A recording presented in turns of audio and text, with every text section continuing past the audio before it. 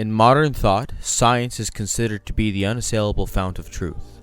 Scientists are an almost priestly class, the universities their cathedrals, and science popularizers the evangelists of their truth.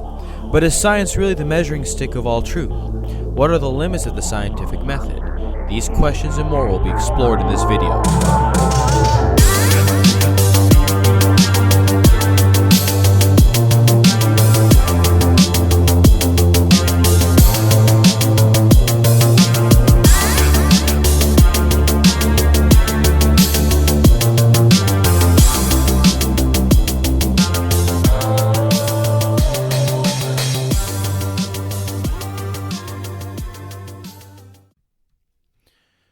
The prevailing understanding of science is that it is an outgrowth of the natural philosophy that men such as Francis Bacon, Isaac Newton, and others practiced during the 17th century. Most people wouldn't be able to tell you about the history of science before Francis Bacon. In fact, a lot of people don't even know who he is. In fact, there is still a growing view, popularized by a self-selected few, that prior to the Enlightenment there was no true science. There was only the so-called oppressive dogma of the Catholic Church, and he who dared to question it was summarily jailed, tortured, or even executed. The sun revolved around the earth, which was flat, and was only a couple thousand years old. It is only with the breakthrough of the Enlightenment that we were able to truly see the light, and understand the world for what it is, with no religious dogma or church to tell us otherwise. Of course, this utopic revisionist idea of the history of science, and implicitly the history of thought in general, is stupid and asinine, but unfortunately, scientism, as it is known, is not uncommon. Rather, it is actively held by many, and in a way, implicitly held by most, whether they are aware of it or not. Scientism, essentially, is an outgrowth of secular humanism. It is utopic and even religious in nature, assigning infallibility to science and its methodology, taking on faith the results and conclusions drawn by the research done by scientists, to whom they give an almost clerical role. This is all done in the belief that through science and reason, that mankind will evolve and create a better, more rational, more empathetic, and more progressive society. The irony is that these people are as blind as they say the church was 500 years ago, with little understanding of the science they claim to adore and love, or the society they aim to build. Believers in scientism also forget something quite important. The university, rather than being the pure cathedral of science they think it to be, is instead a place fraught with politics and agendas.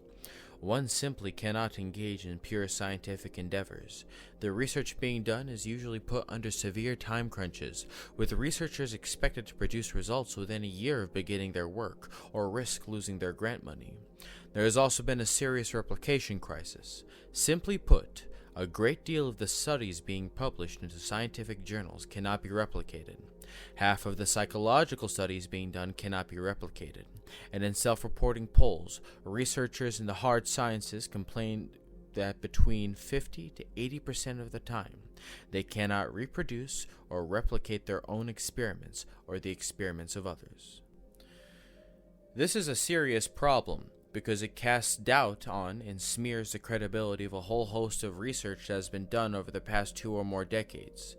Most of all, it can become a serious stumbling block for the believer in scientism.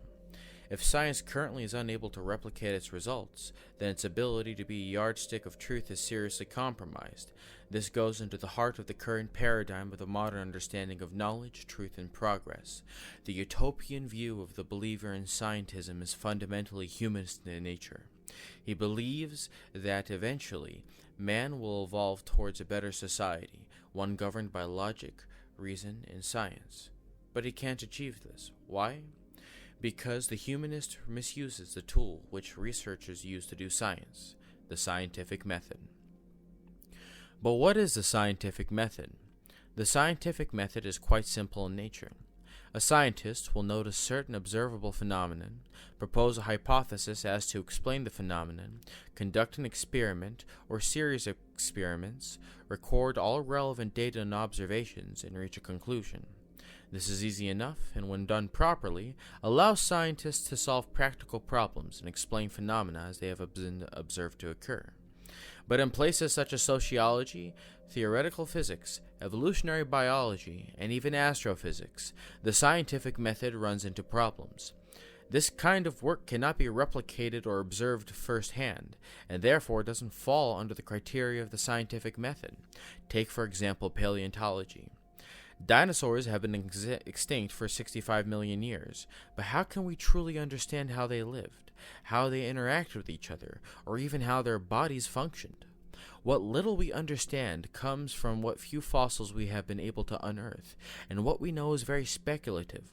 There is no way to properly test any hypothesis on what dinosaurs were like, because they do not exist anymore.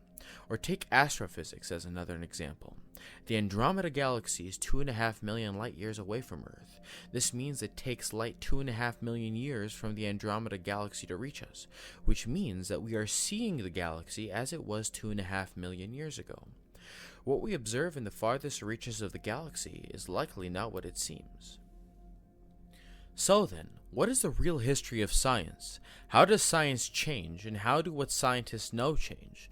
To understand the shifts that have been made, we must look into the insight of the philosopher of science Thomas Kuhn.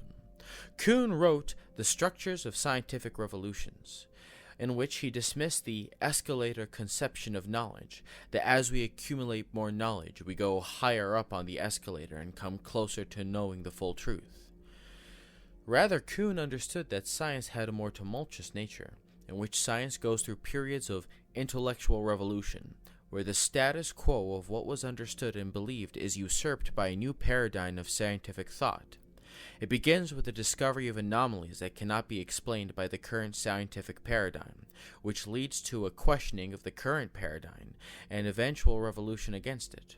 These new paradigms then interpret the old knowledge differently, changing the entire way that science is to be done until, of course, the new revolution comes along. Kuhn used the discoveries of Copernicus as a prime example of the paradigm shifts he believed happened in science. Copernicus's model of cosmology was roundly rejected by his contemporaries, because his initial calculations were inaccurate, and compared to the Ptolemaic model that astronomers had been using for millennia, did not yield more accurate predictions. It is only with Galileo's work on motion that the Ptolemaic cosmology became viewed as flawed, and so the true revolution against Ptolemy began with Johannes Kepler, who proposed that Mars had an elliptical orbit, and both these ideas, alongside Copernicus's, were vindicated by Isaac Newton's observation on gravity. And in this case, the revolution began by the observation of anomalies found by Copernicus. It is fought by Kepler, who rejected the status quo, and then the revolution is victoriously won by Isaac Newton, who indisputably mathematically proved what Copernicus and Kepler theorized. None of this is to say that we should abandon science in the quest for knowledge or understanding. In the realms of engineering, physics, medicine, biology, chemistry, and so on, science is an invaluable tool to understanding and engaging in these fields, but is not the fount of truth or the way in which we should live our lives. It is not here on this earth that we will come to know the full truth, but rather, it is above and beyond this life. Thank you for watching this video. If you enjoy this content, please feel free to like, comment, share, and subscribe to the channel.